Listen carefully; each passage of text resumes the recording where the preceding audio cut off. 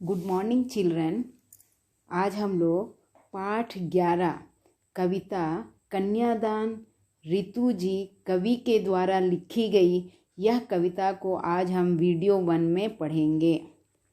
ठीक है बच्चों, आज हमारा कविता का नाम क्या है? कन्यादान। इसके लेखक कवि जो हैं ऋतुराज जी हैं। इनमें उन्मुखीकरण है। देखिए, रानी ने राजा से कहा कि हमने बहुत सारे दान किए हैं, है ना, बहुत से पुण्य कार्य भी किए हैं, लेकिन एक पुण्य कार्य अभी बाकी है। वो कहती है, तब राजा पूछते हैं कौन सा ऐसा पुण्य कार्य जो हम नहीं किए हैं? तब रानी बताती है कन्यादान। ठीक है महारानी जी, अब हम आज से यह दान भी जल्दी से जल्द करेंगे। तब मैं आज से ही हमारी कन्या के लिए एक योग्य वर की तलाश करूँगा। तब वर के मिलते ही, मतलब अच्छा दूल्हा, है ना, बेटी के लायक बेटा लड़का जो मिलते ही हम धूमधाम से उसके हाथ पीले कर देंगे। हाथ पीले कर देना मतलब उनकी ब्याह कर देना, बेटी की ब्याह करना। ठीक है। अब देखो, इसमें जो है महारानी ने किस पुण्य कार्य का उल्लेख किया है? महारानी किस पुण्य कार्य का उल्लेख किया है? किसके बारे में उन्होंने बताया?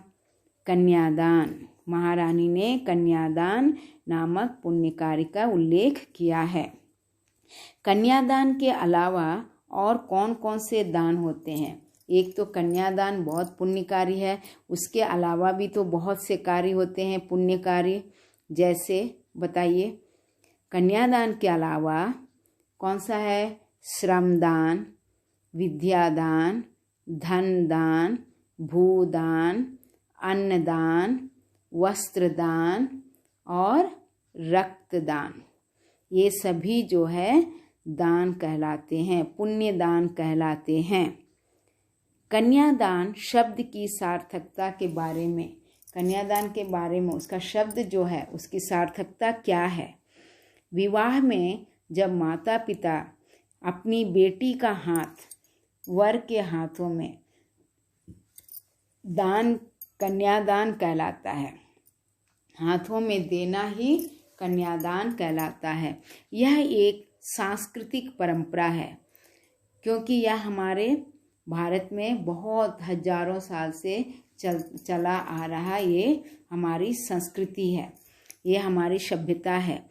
भारतीय संस्कृति में कन्यादान का विशेष महत्व होता है और यह विवाह के लिए जो है माता पिता की अनुमति भी होना है। और भारत में जो है कन्यादान एक बहुत बड़ा पुण्य कार्य माना जाता है। अब देखिए कवि परिचय। इसमें ऋतुराज जी का कवि परिचय। ऋतुराज का जन्म सन 1940 में भरतपुर में हुआ और राजस्थान विश्वविद्यालय जयपुर से उन्होंने अंग्रेजी में एमए किया। 40 वर्षों तक अंग्रेजी साहित्य के अध्यापन के बाद अब सेवानिवृत्ति लेकर जयपुर में रहते हैं, है ना। उनके 8 कविता संग्रह प्रकाशित हो चुके हैं, जिनमें एक मरण धर्मा और अन्य पुल पर रानी, पुल पर पानी, सूरत निरत और लीला मुखारविंद प्रमुख है। और उनमें सोमदत्त परिमल सम्मान, मीरा पुरस्कार, पहला सम्मान तथा बिहारी पुरस्कार मिल चुके हैं। इनका ये जो है कवि परिचय में, है ना, उन्हें इतने प्रकार की उनकी जो है फेमस, बहुत ही अधिक प्रमुख जो है पुल पर पानी, सूरत, नीरत और क्या है, लीला मुखारविंद हैं।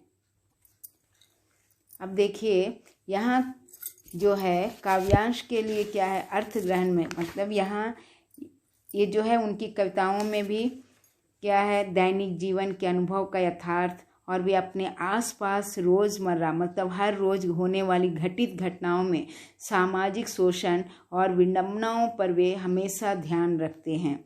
यही कारण है कि उनकी भाषा जो है अपने परिवेश और लोक जीवन से जुड़ी हुई है।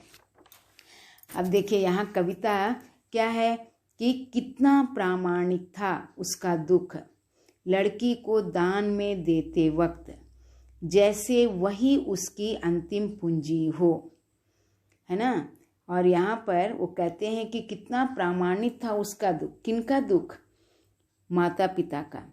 विदाई के समय, उस समय माँ जो है, माँ और पिता जो है, उसको इतना दुख होता है। ये तो स्वाभाविक है कि हमने बेटी को दूसरे के हाथों दे दिया, है ना, शादी कर दिए हैं, वे दूसरे के यहाँ चली जा रही है, तो हर माता पिता को बहुत दुख होता है। माँ को लगता है कि जैसे बेटी उसकी अंतिम पूंजी है, बची हुई जो पूंजी है उसे भी वह दान में दे रही है। इसीलिए यहाँ पर कवि जो है अपनी पंक्तियों में इस तरह उनकी भावनाएं इस तरह उन्होंने प्रकट किया।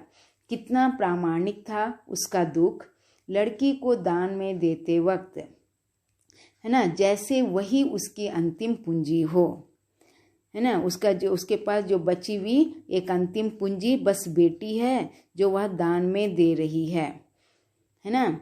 उसे अपनी बेटी की चिंता है उसको, है ना। लड़की जो है अभी सयानी नहीं थी, हाँ, लड़की जो है अभी बहुत ज़्यादा सयानी नहीं थी, मतलब बहुत चालाक, पूरे परिपक्व से वो सब कुछ जानने वाली उतनी वैसी नहीं है। वो बेचारी ना समझ है, अभी इतनी भोली सरल थी, है ना। अभी वो इतनी सरल है क्योंकि अभी वो कुछ नहीं जानती है, वह समझदार नहीं है, है ना। वह इतनी समझदार नहीं है, इसीलिए कहा गया है कि लड़की अभी सयानी नहीं थी।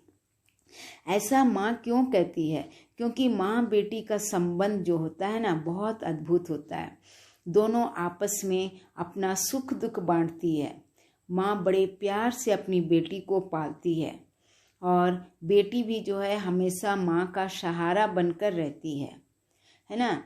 बेटी माँ के हर काम में हाथ बटाती है, घर में रहकर माँ की सेवा करती है ना। जब तबीयत खराब होता है तो माँ की सेवा करती है, हाथ बटाती है, काम में सहायता करती है। हाथ बटाना मतलब सहायता करना, हेल्प करना। यह बंधन उन दोनों के बीच जो है वो अनमोल होता है।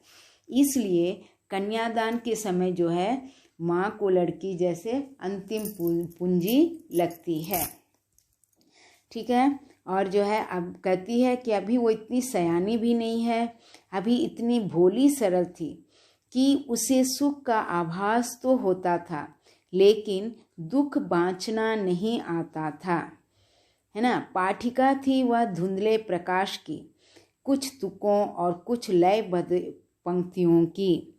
मतलब माँ कहती है कि अपना चेहरा देखकर, है ना, वह अपना चेहरा देखकर समझदार तो नहीं है। वो कहती है कितना आभास बहुत ही भोली और सरल है, उसे क्या है, समझदार तो नहीं है, उसे केवल सुख का आभास है। मेरे घर में थी, बहुत आराम से सुख से रहती थी, उसको कभी दुख भी नहीं मालूम है कि क्या दुख क्या होता है। इस तरह हमने उसे पाला, बहुत आराम से, अच्छे से, खुशी से, सुखी से हमने पाला। उसको इतना दुख भी नहीं मालूम है कि वह दुख होने पर वो कह सके, अपना दुख कहना भी वो नहीं जानती है, ठीक है। वो इसीलिए वैसे कवि कहते हैं। अब यहाँ माँ अपने बच्ची के बारे में अच्छी तरह जानती है ना। ना समझ है, निस्वार्थ है, बहुत भोली है ना। अब उनके दूसरे के घर में जा रही है, वह कैसी रहेगी, क्या करेगी, इसका हमेशा माँ को चिंता रहता है बेटी के विषय में। अब देखिए दूसरी पंक्तियों में कवि क्या कहते हैं। माँ ने कहा, पानी में झांक कर अपने चेहरे पर मत रीझना। आग जो है रोटियां सेकने के लिए है, जलने के लिए नहीं। वस्त्र और आभूषण शाब्दिक भ्रमों की तरह होता है, बंधन है स्त्री जीवन के। माँ ने कहा, लड़की होना पर लड़की जैसी दिखाई मत देना। माँ अपने बेटी को विदा करते समय समझाती है कि जैसी है तुम, माँ कहती है, उसे समझा रही है कि अपना चेहरा देखकर अपनी सुंदरता पर मत रीझना, है ना। मतलब खुश मत होना, रीझना मतलब खुश मत होना, क्योंकि अपना चेहरा देखकर तुम अपनी सुंदरता पर मत खुश हो, क्योंकि अपने सौंदर्य पर मत इतराना, है ना। मत इतराना मतलब अपने इतना घमंड नहीं करना, ठीक है। अपनी सुंदरता पर, अपने सौंदर्य पर घमंड मत करना। वस्त्र और जो आभूषण होते हैं ना, वे जो है भ्रम जाल की तरह होते हैं, उनके लालच में भी तुम मत पड़ना, क्योंकि वस्त्र, सभी आभूषण और वस्त्र को सभी चाहते हैं, क्योंकि बहुत सुंदर वस्त्र, कीमती वस्त्र और आभूषण ऐसा चीज ही है जो हर कोई उस पर आकर्षित हो जाता है। इसीलिए माँ कहती है उन चीज़ों पर तुम कभी लालच मत पड़ना। ये सब तो महिलाओं की सुंदरता नहीं, कमजोरी बढ़ाते हैं। महिलाओं की सभी सोचते हैं हम बहुत सुंदर लगेंगे, सुंदर साड़ी पहनेंगे बहुत सुंदर लगेंगे, है ना, गहना पहनेंगे बहुत सुंदर लगेंगे, लेकिन ये सभी जो है महिलाओं की सुंदरता नहीं, कमजोरी बढ़ाते हैं। ये सब स्त्री जीवन को बंधन में डालने का कारण बन जाते हैं। हाँ, इसीलिए वो कहती है कि हाँ यहाँ पर, और आग जो है ना, यहाँ रोटियां जैसे बोलती है, आग रोटियां सेकने के लिए है, जलने के लिए नहीं। तो आग जो है रोटियां सेकने के लिए ही होती है, जलने के लिए नहीं होता है। और इसलिए तुम लड़की होकर भी लड़की जैसी ना दिखाई देना, क्योंकि हम जब रोटी जलाते हैं आग में तो केवल रोटी जलाने तक, सेकने तक ही हम जलाते हैं, ना ही अपने हाथ को जला लेते हैं, ना ही रोटी को पूरी तरह जला देते हैं। इसलिए माँ ऐसा समझाती है कि तुम लड़की होकर भी लड़की जैसी ही ना दिखाई देना, इसलिए लड़की की तरह मर्यादित तो रहो, मतलब लड़की के जैसे व्यवहार होते हैं, दूसरों का सम्मान करना, आदर करना, बड़ों का आदर करना, ससुराल में सभी का इज्जत करना, सम्मान करना, इस तरह के गुण होते हैं तो सभी रखो अपने पास। वैसे दूसरों के साथ मर्यादा की तरह ही रहना, परंतु लड़की की तरह केवल भोली बनकर मत रहना। अगर भोली बनकर रह जाओगी तो तुम ही बाद में पछताओगी, है ना। जो हमारा, जैसा हमारा होता है वैसा तुम अपना कार्य करते जाओ, लेकिन इतनी भी भोली मत बनो कि दूसरे तुम्हें जो है कुचल दे। हर तरह से सावधान रहना, है ना। अपना रिस्पॉन्सिबिलिटी, अपना उत्तरदायित्व जो है, अपना कर्म करते जाओ, लेकिन सावधान रहकर करना, सजग रहना, मतलब सतर्क रहना, है ना। हमेशा जो है सतर्क रहना और सावधान रहना। जीवन की हर परिस्थितियों का निर्भय होकर ही सामना करना। जैसे भी हमारे जीवन में हमेशा सुख तो नहीं रहेंगे, क्योंकि माता पिता के घर में ही लड़कियां जो है सुखी और आनंद से होती है, वही ससुराल में वैसा नहीं रह पाती है, वैसा नहीं होता है। इसलिए जीवन के हर परिस्थिति जैसे भी आए, जितने भी मुश्किल आए, सुख आए, दुख हो, सुख हो, है ना, मुश्किल हो, और जैसे भी परिस्थितियाँ आए, जितने भी, उन परिस्थितियों का लिए जो है उसका सामना हमें कैसा है, धैर्य के साथ करना चाहिए, डरे बिना। अगर हम डर गए तो हम कोई भी परिस्थितियों में, कठिनाइयों में हम उसका सामना नहीं कर पाएंगे, नहीं कर सकेंगे, दुखों का सामना हम नहीं कर सकेंगे। जब निडर होकर हम धैर्य से जब हम करेंगे उसका सामना, तभी हम सब खड़े हो सकते हैं, हिम्मत के साथ हम रह सकते हैं।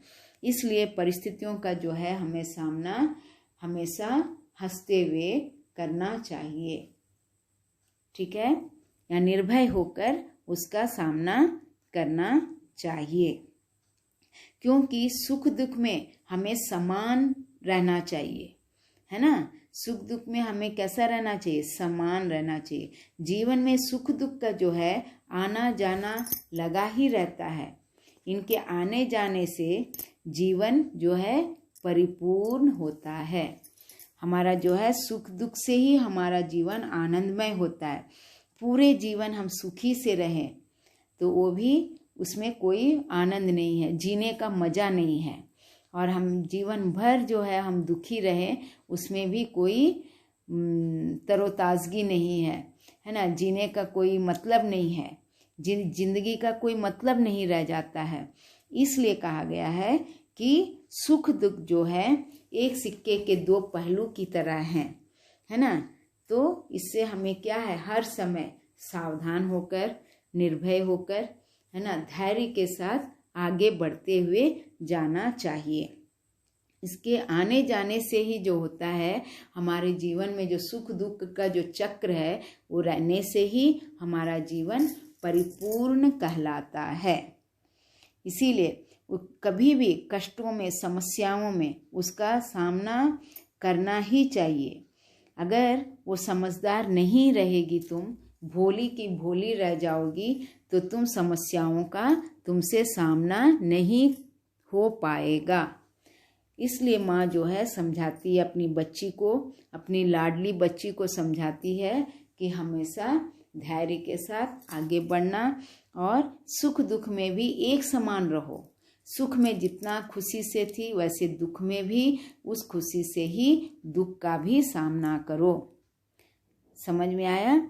तो इस तरह जो है कवि जो अपने कविता में समझाते हैं कि बेटी जब जो है उसमें कितना, माँ जब उसको कन्यादान में जब दान देती है, बेटी को दूसरों के घर में भेजती है, तो इस तरह जो है वो समझाती है कि बेटी दूसरे के घरों में कैसे रहना चाहिए। और ये जो कहती है ना, एग्जाम्पल देती है ना, जैसे आग रोटियां सेकने के लिए है। कितना अच्छा पंक्ति है कि यहाँ पर आग जो है रोटियां सेकने के लिए होती है, उसमें जलने के लिए नहीं। इस प्रकार जैसे तुम्हारा रूप सौंदर्य जो है, सुंदरता जो है, तुम इतनी सुंदर हो, क्या है ये रूप सौंदर्य मात्र दिखावे के लिए ही है। यह जो है तुम्हें जीवन संघर्ष में सहयोग नहीं देगा।